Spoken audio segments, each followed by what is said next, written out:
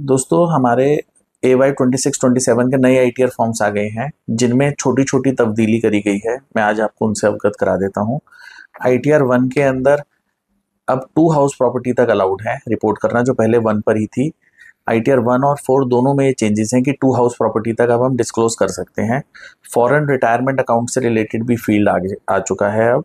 और हम जो भी 80G या 80GGC की डिडक्शन लेंगे उसमें पैन नंबर और ट्रांजैक्शन ID जैसे भी हमने RTGS या वो करा है, UPI करा है, उसका हमें ब्यौरा देना होगा।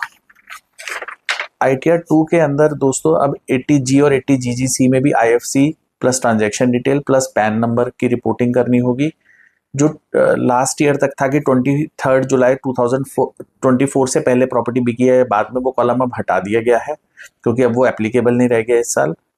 और रिप्रेजेंटेटिव असेसी और सेकेंडरी एड्रेस की भी एक ऑप्शन खुल गई है। ITR 3 के अंदर अब फ्यूचर एंड ऑप्शन ट्रेडिंग का टर्नओवर डिस्क्लोज करने के और इनकम डिस्क्लोज करने के लिए अलग से कॉलम आ गए हैं। पहले इसको लेके बहुत कंफ्यूजन रहती थी कि हम फ्यूचर एंड ऑप्शन का टर्नओवर कहाँ डिस्क्लोज करें।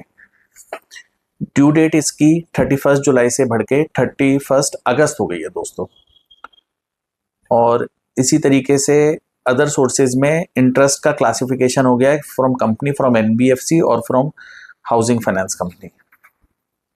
ITR 4 जिसको हम सुगम ITR बोलते हैं, उसमें इन्वेस्टमेंट का डिस्क्लोजर अलग से अब हमें करना होगा मैंडेटरी, और बैंक का क्लोजिंग बैलेंस हमें अलग से डिस्क्लोज करना होगा मैंडेटरी।